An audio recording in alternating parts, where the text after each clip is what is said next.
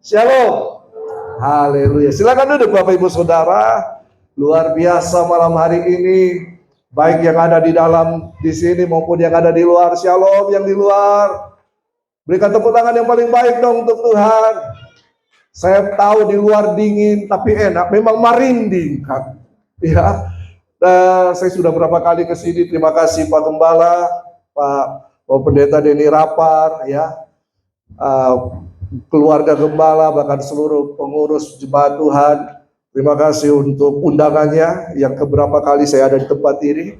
Ya, terima kasih juga ada teman-teman hamba Tuhan yang luar biasa. Ya, saya kenal Pak Yosmat, Pak Yusuf ya, dan saya nggak tahu yang lain-lain. Tapi saya percaya di tempat ini ada hadirat Tuhan. Amin. Katakan kiri kanan, kamu itu luar biasa. Kenapa luar biasa? Karena biasa di luar.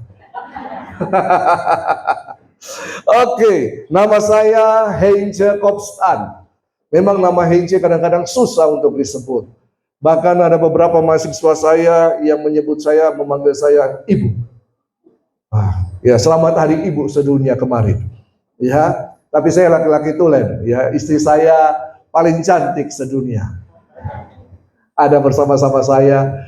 Dan anak saya yang kedua, anak saya ada dua, satu pria, satu laki. Ya, ya tadi sudah disebut saya sebagai sekretaris BPD GBI di Sulsel ini.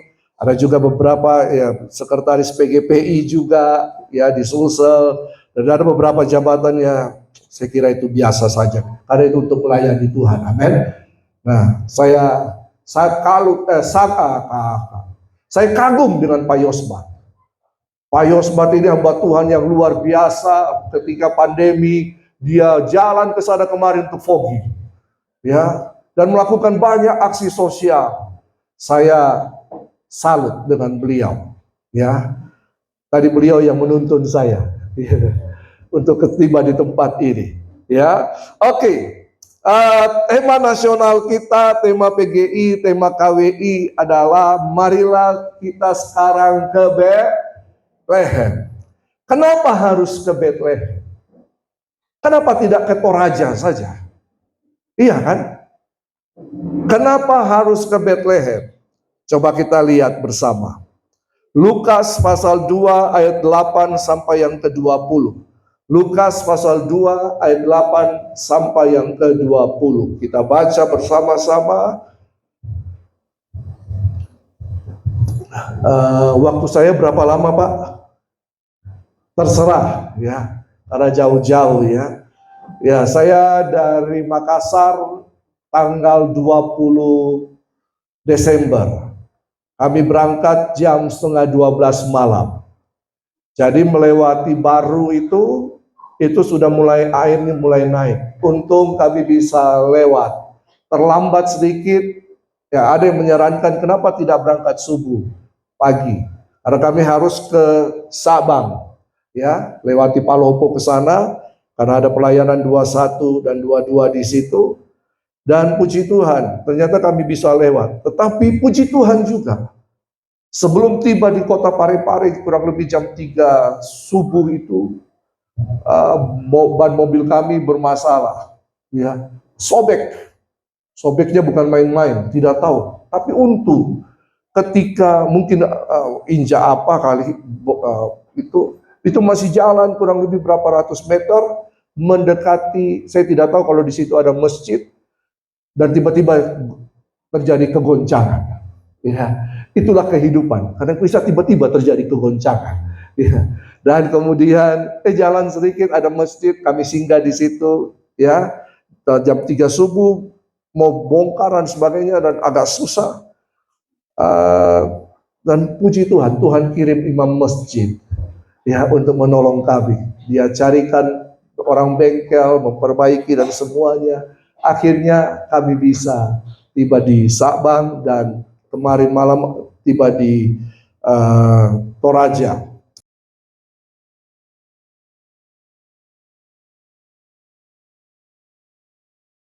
Oke, kita baca Lukas 2 ayat 8 sampai yang ke-8 sampai yang ke-20. 1 2 3. Di daerah itu ada gembala-gembala yang tinggal di padang menjaga kawanan ternak mereka. Pada waktu malam, tiba-tiba berdirilah seorang malaikat Tuhan di dekat mereka, dan kemuliaan Tuhan bersinar meliputi mereka. Dan mereka sangat ketakutan. Lalu kata malaikat itu kepada mereka, "Jangan takut, sebab sesungguhnya aku memberitakan kepadamu kesukaan besar untuk seluruh bangsa. Hari ini telah lahir bagimu juru selamat, yaitu Kristus Tuhan di kota Daud. Dan inilah tandanya bagimu, kamu akan menjumpai seorang bayi dibungkus dengan lampin dan terbaring di dalam palungan.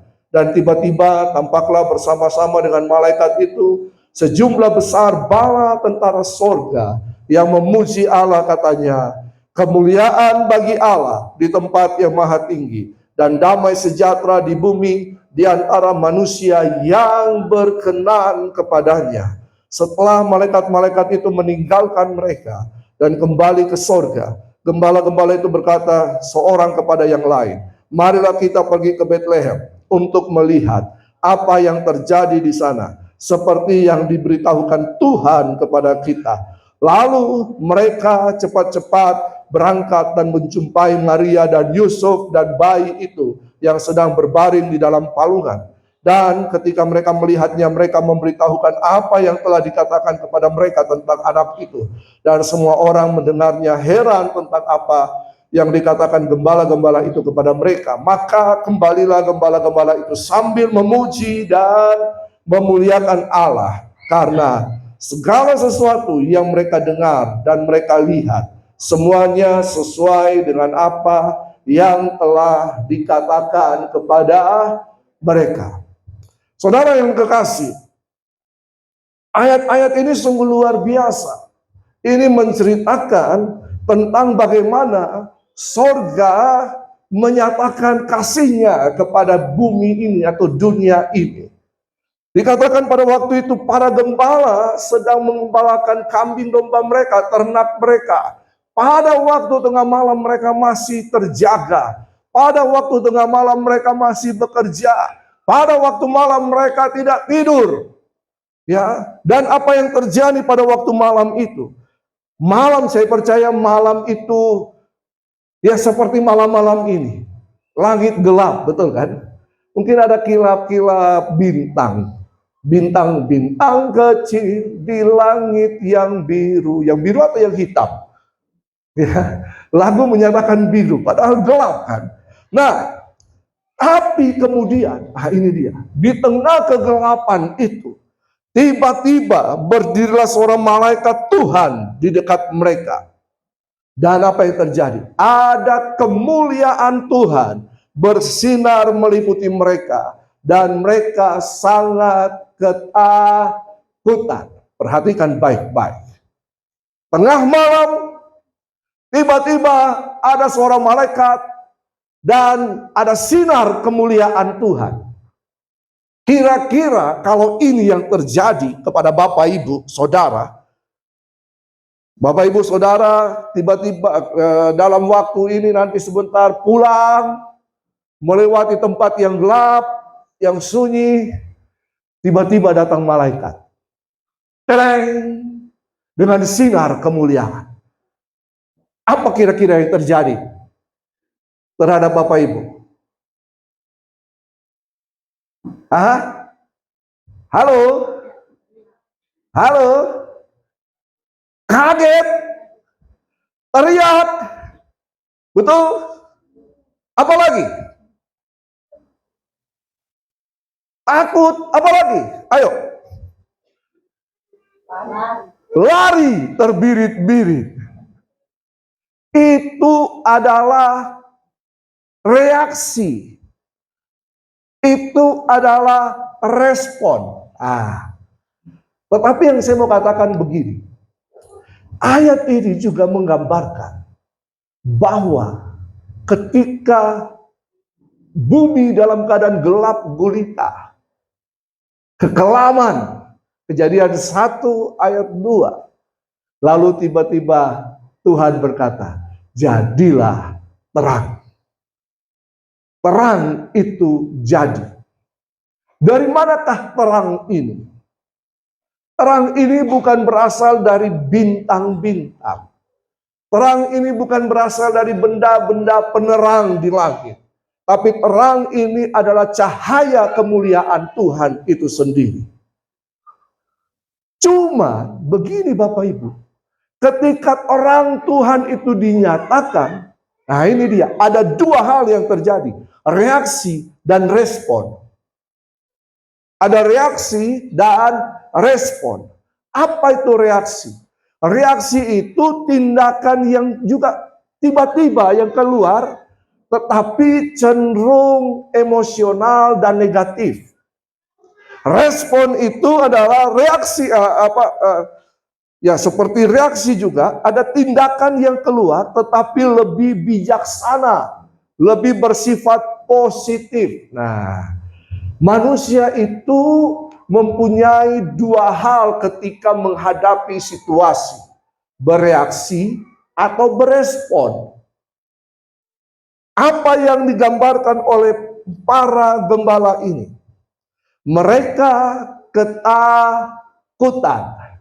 Takut itu positif atau negatif? Halo? Sorry, saya banyak interaksi, saya dosen. Saya dosen tetap di STI Bali.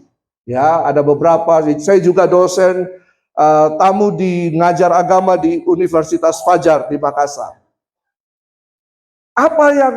Apakah ketakutan itu adalah sesuatu yang baik atau tidak baik? Halo? Bisa baik, bisa tidak baik, Pak. Jadi, takut berbuat dosa itu baik.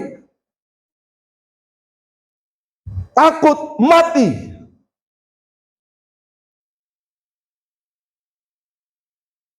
Halo? Takut gelap. Apalagi? Ya, ada di tempat ini yang tidak pernah merasakan ketakutan? Halo?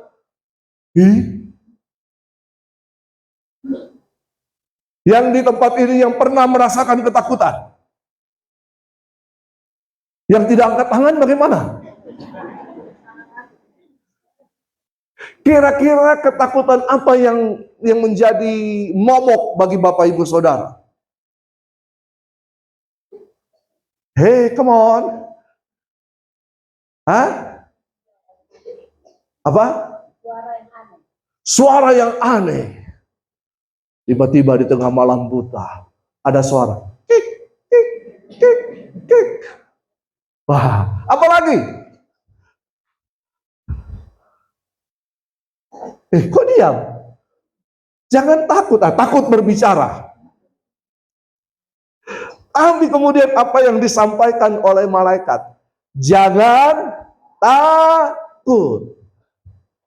Jangan takut. Kenapa jangan takut? Sebab sesungguhnya aku memberitakan kepadamu kesukaan besar untuk seluruh bangsa. Hari ini telah lahir bagimu Juru Selamat, yaitu siapa?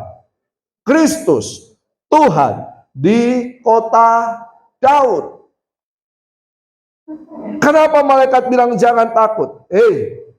Kita tidak akan pernah merasa takut kalau kita yakin, betul kan?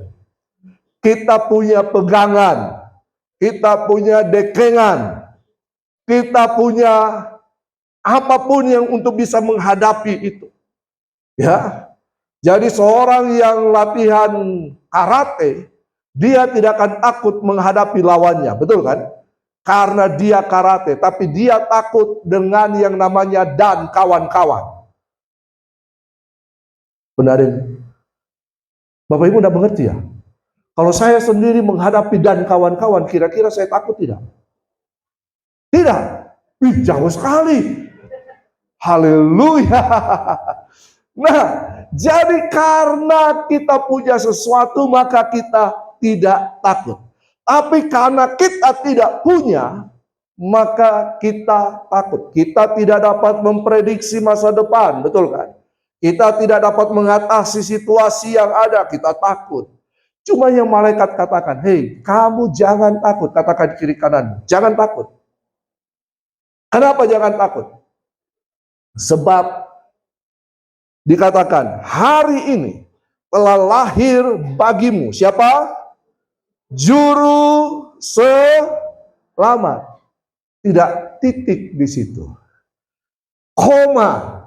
Lalu dilanjutkan dengan kata apa?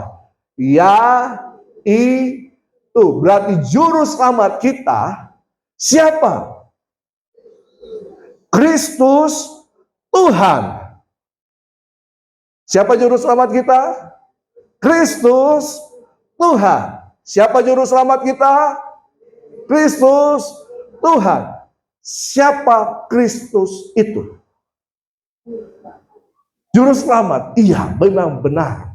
Tapi apa arti Kristus itu? Siapa Kristus itu? Ada yang tahu? Kristus. Kita sebut-sebutnya Kristus kan? Apa itu Kristus?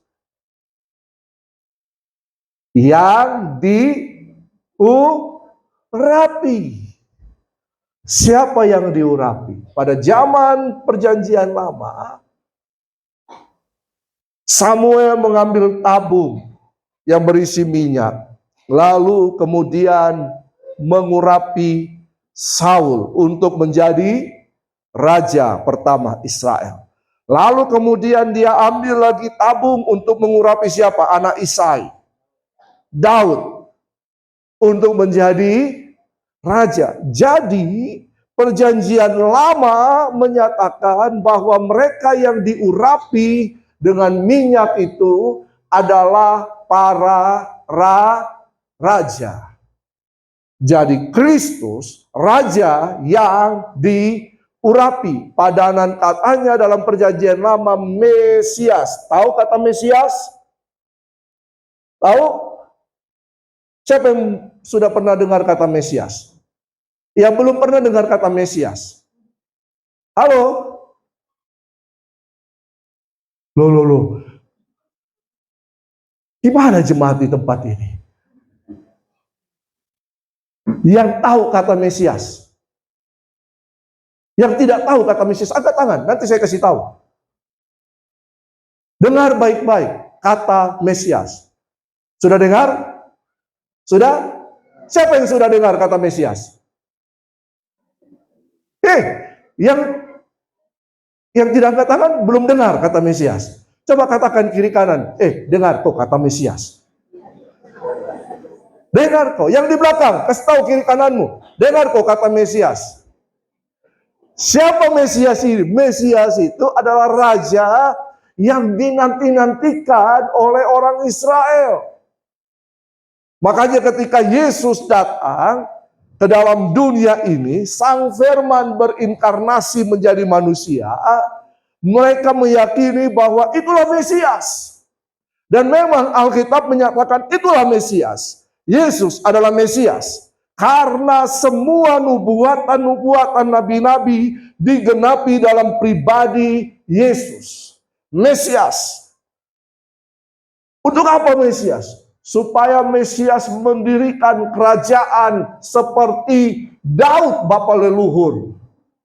Supaya ketika Mesias mendirikan kerajaan, maka kerajaan ini akan berperang dengan orang Romawi dan melepaskan orang Israel.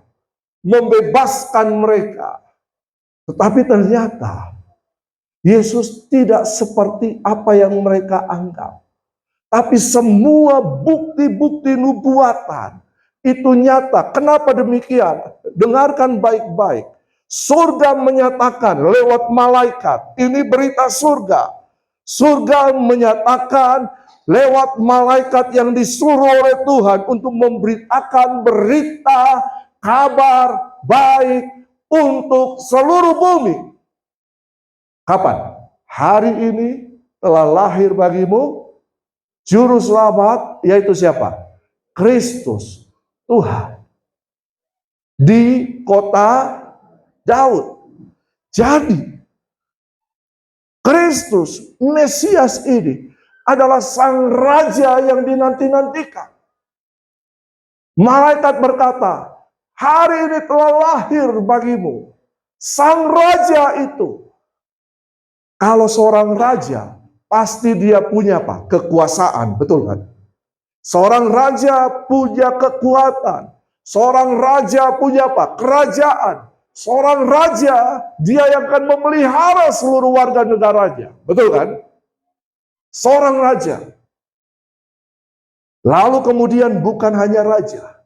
Dia Tuhan. Dalam bahasa Yunani pakai kata kurios. Apa itu? Tuhan yang mempunyai segala-galanya. Dia yang mempunyai segala-galanya. Langit dan bumi dan segala isinya.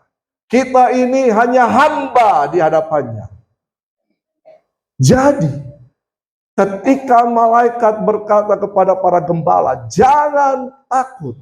Kenapa jangan takut? Karena ada Raja dan Tuhan yang menjadi juru selamat kita semua. Tidak ada yang amin? Amin. Bahwa juru selamat kita bukan manusia biasa.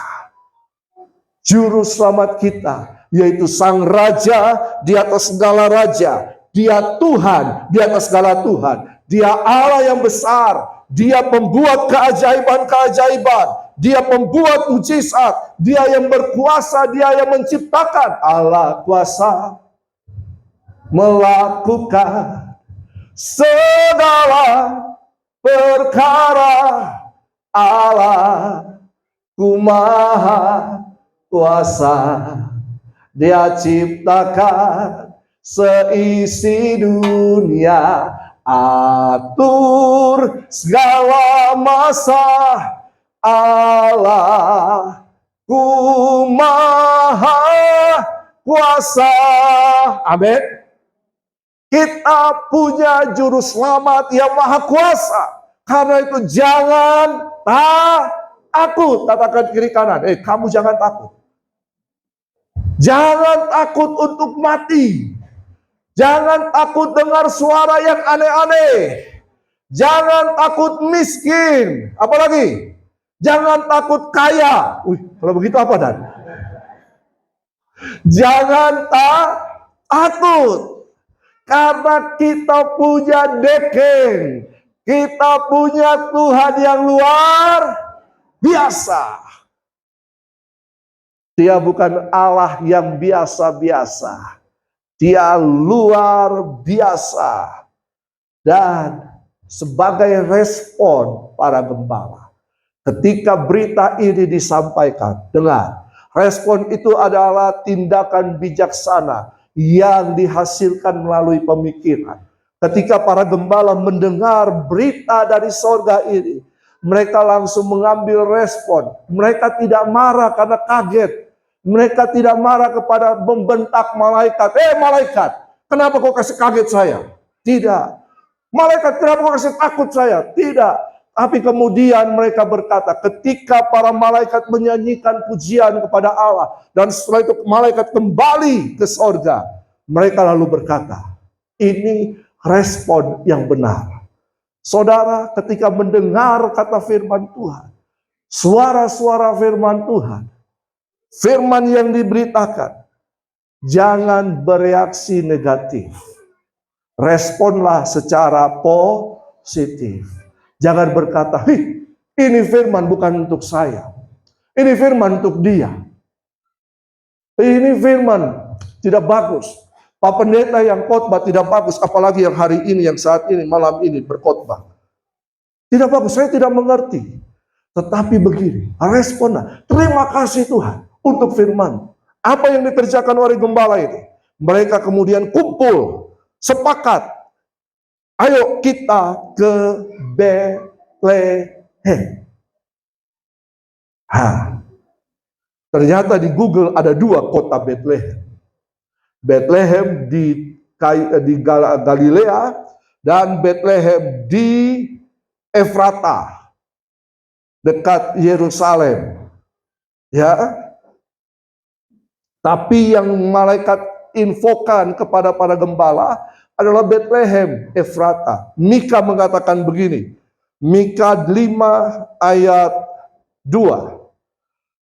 Tetapi engkau, hai Bethlehem, Efrata, hai yang terkecil dari antara kaum-kaum Yehuda, daripadamu akan bangkit bagiku seorang yang akan memerintah Israel, yang permulaannya sudah sejak purbakala, sejak dahulu kala. Jadi pemerintahan sang raja ini, Kristus Mesias ini, itu sudah sejak dari dahulu kala. Kapan? Dari saat bumi dan langit belum diciptakan.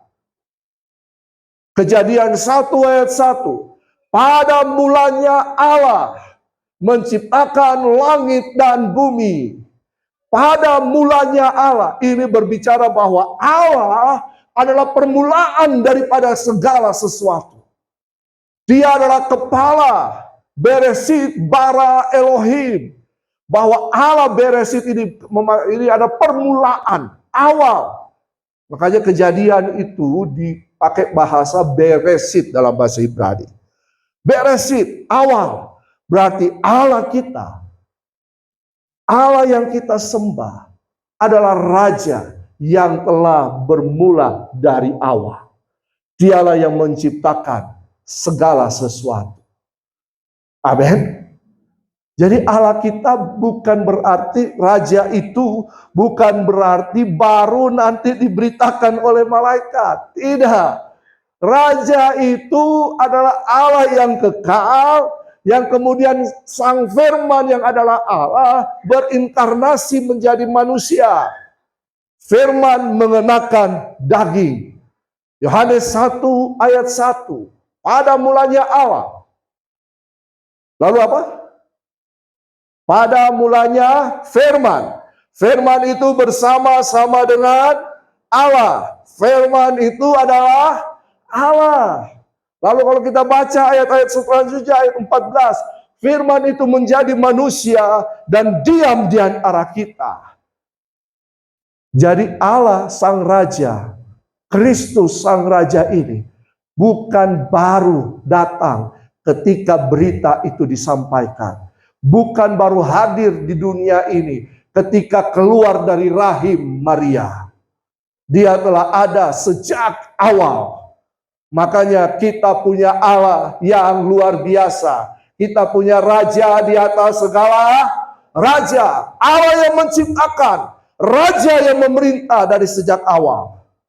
Makanya Mika berkata bahwa dia akan memerintah Israel yang permulaannya sudah sejak purba kala, sejak dahulu kala. Tapi kenapa disebut Bethlehem, Efrata? Itulah kota Daud. Disitulah berdiam nenek moyang Daud. Siapa? Siapa? Boas dan siapa? Siapa istri Boas? Ruth. Disitulah. Efrata kenapa? Ini menurut para ahli geologi, ini adalah keturunan dari Kaleb yang menikah dengan Efrat. Sehingga keturunan ini berkumpul bersama-sama atau menjadi satu dengan orang-orang Yahudi. Itulah ada Hur di situ dan sebagainya. Nah, jadi ini nubuatan. Kenapa sampai dikatakan dia raja? Yesaya 9 ayat 6. Ini nubuatan yang meneguhkan apa yang diberitakan oleh malaikat. Yesaya 9 ayat 6. Sebab seorang anak telah lahir untuk kita. Seorang putra telah diberikan untuk kita. Lambang pemerintahan ada di atas bahunya. Dan namanya disebutkan orang penasehat ajaib, Allah yang perkasa, Bapa yang kekal, Raja damai. Tapi lihat di sini. Dikatakan apa? Lambang pemerintahan ada di atas bahunya. Berarti putra, seorang anak yang lahir ini Dialah raja di atas segala raja. Amin. Nah, ketika gembala-gembala ini bersepakat, mereka mengambil respon yang benar untuk pergi ke Betlehem. Untuk apa ke Betlehem? Untuk menjumpai dan membuktikan apa yang telah mereka dengar dari malaikat, bahwa telah lahir Juru Selamat, yaitu Kristus Tuhan di kota Daud. Mereka ke sana dan mereka berjumpa dengan Juru Selamat, yaitu Kristus Tuhan, Raja Allah yang perkasa. Ketika mereka berjumpa di Betlehem, apa yang terjadi? Ayat yang ke-20 berkata begini. Maka kembalilah gembala-gembala itu sambil memuji dan memuliakan Allah, karena segala sesuatu yang mereka dengar dan mereka lihat, semuanya sesuai dengan apa yang telah dikatakan kepada mereka. Apa yang mereka dengar dari malaikat, mereka responi. Mereka mendengar, mereka merespon dengan ketaatan untuk pergi berjumpa dengan Kristus Tuhan, Juru Selamat itu. Ketika mereka pergi, sebelum mereka pergi, mereka dengar nyanyian malaikat, betul kan? Kemuliaan bagimu di tempat maha tinggi, kemuliaan bagimu di tempat maha tinggi.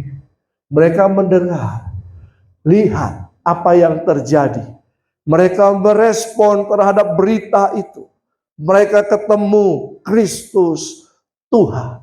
Ketika mereka ketemu Kristus Tuhan, mereka menceritakan kepada orang-orang yang ada, termasuk Maria dan Yusuf, tentang apa yang terjadi, tentang berita dari sorga itu. Sehingga orang-orang terheran-heran, dan Maria menyimpannya dalam hati. Tetapi yang berubah dalam diri para gembala ini. Siapakah para gembala ini? Status sosial gembala-gembala, para penggembala, orang yang menggembalakan, itu adalah status sosial yang paling rendah dalam kasta Yahudi. Ya, tetapi ada juga yang berkata gembala-gembala ini adalah para imam-imam yang dipercayakan, yang disuruh, yang diberikan tugas untuk mengembalakan ternak yang nantinya akan dipersembahkan di bait Allah. Jadi berita ini sampai kepada masyarakat yang paling rendah, sama kepada para imam-imam yang punya kunci surga katanya. Halo?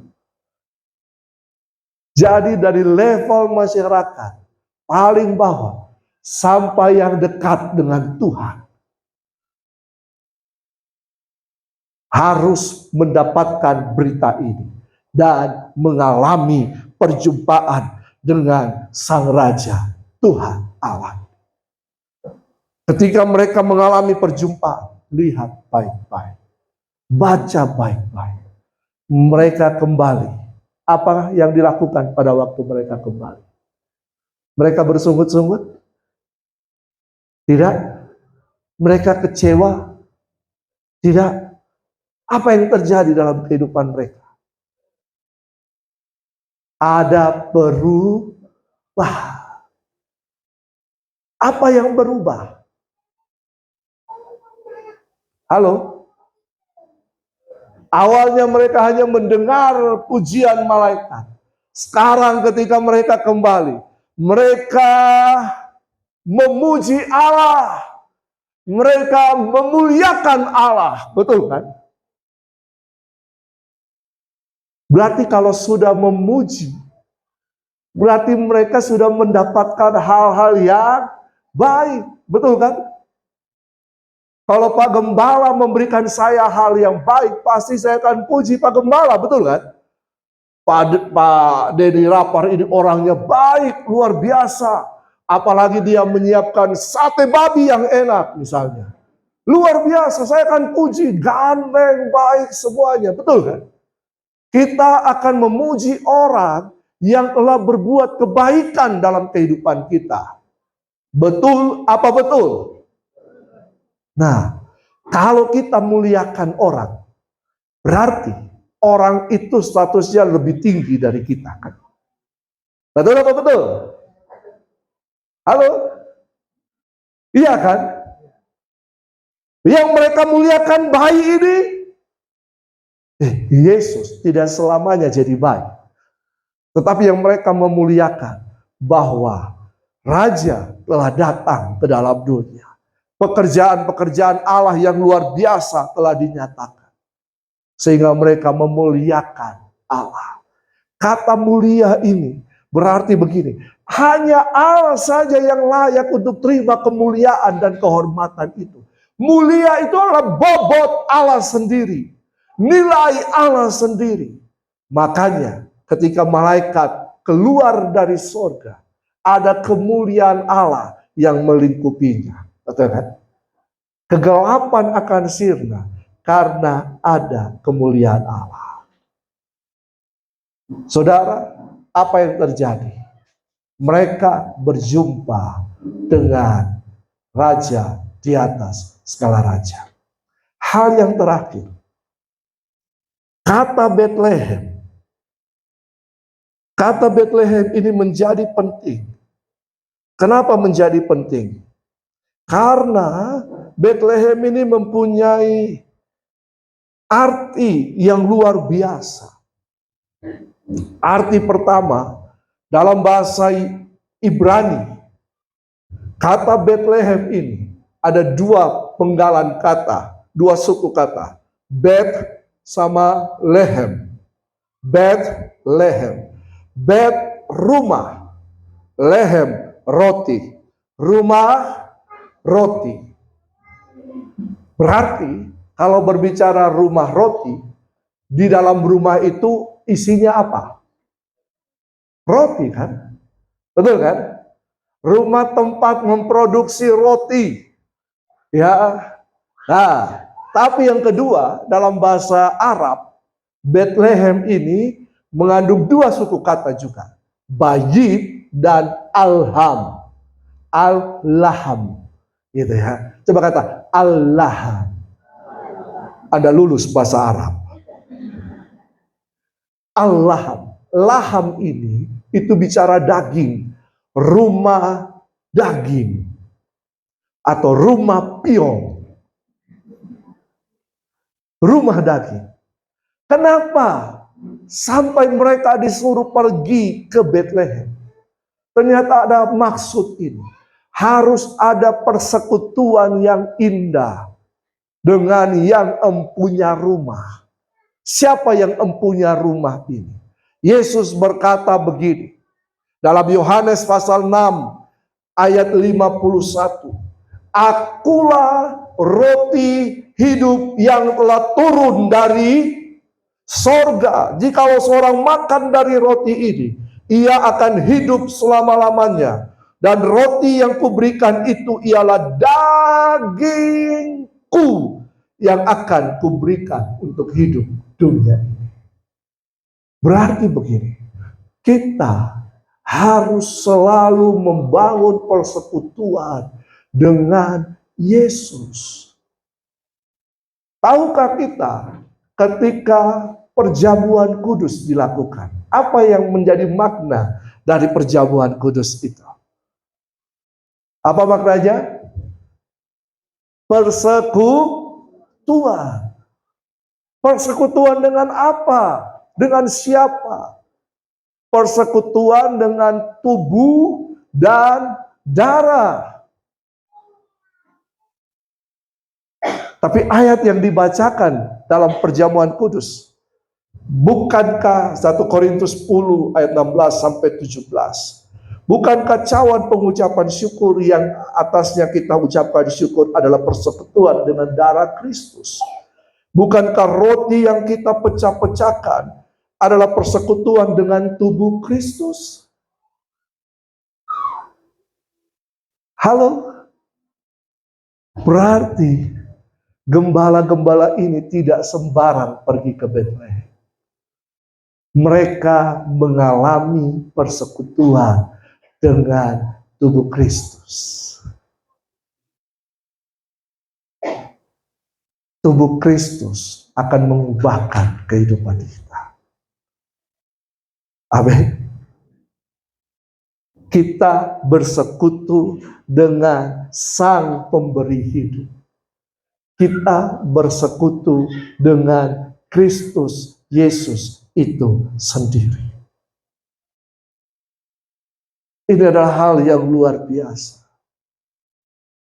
Yesus berkata, tubuhku akan dipecah-pecahkan. Tubuh Yesus akan dipecah-pecahkan. Saya, Bapak Ibu Saudara adalah tubuh Kristus, amin. Bagian dari tubuh Kristus yang dipecah-pecahkan itu. Jangan Bapak Ibu sendiri yang memecahkannya lagi. Ya. Hei, dengarkan baik-baik. Gereja tidak boleh terpecah-pecah lagi. Oh, tidak ada yang amin. Kenapa gereja terpecah? Karena ego dan kepentingan diri sendiri. Yesus memberikan kehidupannya bukan karena ego. Dia memberikan hidupnya karena kasih. Dengarkan baik-baik. Perjumpaanmu dengan Kristus akan mengubahkan engkau. Ketika engkau berjumpa dengan Kristus, itulah yang akan mempersekutukan engkau dengan Kristus. Sehingga apa yang malaikat katakan, jangan takut, itu terjadi. Kenapa? Karena kita punya juru selamat, yaitu siapa? Kristus Tuhan. Dia Raja dari awal. Dia Tuhan, penguasa. Siapa lagi yang harus kita takuti? Paulus mengatakan, Allah bagi kita, siapakah lawan kita? Kalau Allah di pihak kita, siapa yang akan menjadi musuhnya? Bahkan kita akan dibawa untuk apa? Lebih dari pemenang. Saudara ingin berkemenangan dalam kehidupan ini? Saudara mau berkemenangan? Siapa yang mau berkemenangan dalam kehidupan ini? Mari kita bangkit berdiri.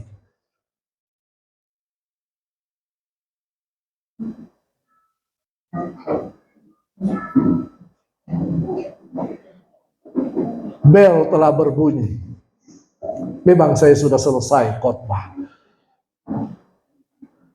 Saudara, ini yang harus kita respon. Yohanes 3 ayat 16 berkata begini. Karena begitu besar kasih Allah akan dunia ini. Inilah tindakan Allah. Sehingga dia memberikan anaknya yang tunggal. Tapi yang Tuhan mau dari kita adalah respon. Apa respon kita? Supaya barang siapa yang percaya kepadanya tidak binasa, melainkan beroleh kehidupan kekal. Respon. Hari ini, dengarkan baik-baik.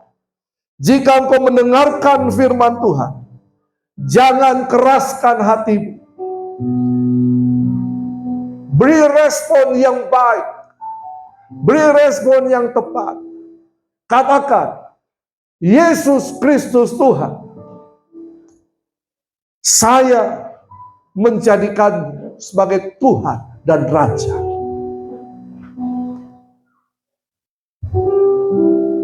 Siapa yang ingin berespon? dengan benar kepada Tuhan. Ikuti saya. Tuhan Yesus, hari ini saya telah dengar firman. Saya memberikan respon. Saya mengakui Engkaulah Yesus Kristus Tuhan, Sang Raja dan Tuhan yang jadi juru selamatku. Hari ini saya memberikan hidupku kepadamu. Saya percaya kepadamu. Ini hidupku sebagai persembahan yang kudus, yang hidup, yang berkenan kepadamu. Terima kasih Tuhan. Terima kasih Tuhan. Terima kasih. Yang rindu untuk mengalami keajaiban-keajaiban Tuhan. Dia Allah yang ajaib. Dia Allah yang penuh kuasa. Dia Allah yang sanggup untuk melakukan mujizat. Taruh tanganmu di dada. Dan biarlah Natal ini menjadi suatu momentum yang tepat bagi kita. Untuk membangun persekutuan dengan Kristus Yesus Tuhan. Sehingga dalam kehidupanmu, engkau akan selalu mengalami keajaiban-keajaiban. Sehingga dalam kehidupanmu engkau akan selalu berkemenangan demi kemenangan. Sehingga dalam kehidupanmu engkau tidak takut karena engkau yakin akan masa depanmu. Sebab Dia hidup, ada hari esok. Dan Dia telah merancangkan hal-hal yang baik dalam kehidupan kita. Bahkan Mazmur 139 berkata, sebelum ada kehidupan kita, hari-hari hidup kita telah ditulis oleh-Nya. Makanya firman Tuhan katakan, rancanganku bukanlah rancangan. Dialah yang merancangkan hal-hal yang baik untuk masa depan kita. Yang rindu mengalami keajaiban Tuhan, taruh tanganmu di dada. Oh matakan masyikah. Dan biar malam ini engkau mengalami hal-hal yang luar biasa bersama Tuhan. Katakan kepada Tuhan, apa yang ingin Tuhan kerjakan dalam kehidupan. Mintalah, carilah, ketuklah. Datang pada Tuhan secara pribadi. Datang pada Tuhan secara pribadi. Jangan lihat kiri kanan, jangan peduli kiri kanan. Engkau dengan Tuhan saja. Orang masyikah. Ya Tuhan. Oh matakan. Ada kuasa Tuhan di tempat ini. Ada kemuliaan Tuhan di tempat ini. Mintalah, mintalah, mintalah, dan alami. Dalam nama Tuhan Yesus, firman-Mu berkata, oleh bilur-bilur-Mu yang tercurah di kayu salib, segala penyakit kami telah disembuhkan dalam nama Tuhan Yesus. Dalam nama Tuhan Yesus, kesembuhan terjadi, pemulihan terjadi, kelepasan terjadi. Bahkan ada masalah persoalan yang membutuhkan jalan keluar. Biar pada malam hari ini terjadi mujizat Tuhan. Ada pintu-pintu yang tertutup terbuka dalam nama Tuhan. Ada hal-hal yang tertutup terbuka dalam nama Tuhan Yesus. Keajaiban-keajaiban, ada kelegaan yang Tuhan berikan. Ada pengampunan yang Tuhan berikan. Ada sukacita yang Tuhan berikan. Ada damai sejahtera yang Tuhan berikan. Ada kekuatan yang baru. Ada pengharapan yang baru. Karena engkau punya Raja di atas segala Raja. Engkau punya Tuhan Yesus Kristus. Allah yang ajaib. Allah yang menciptakan segala sesuatu. Allah yang tak terbatas. Dan tiada yang mustahil bagi Dia. Dan juga terutama bagi orang yang percaya kepada Tuhan. Tidak ada yang mustahil. Terima kasih Tuhan Yesus. Dan malam hari ini kami mengalami perjumpaan dengan Tuhan. Kami mengalami persekutuan yang indah dengan Tuhan Yesus. Terima kasih. Terima kasih Tuhan. Sehingga lewat kehidupan kami menjadi saksi-saksi Kristus dimanapun kami berada. Dan nama Tuhan Yesus yang dipermuliakan. Dalam nama Tuhan Yesus Kristus. Yang percaya katakan amin.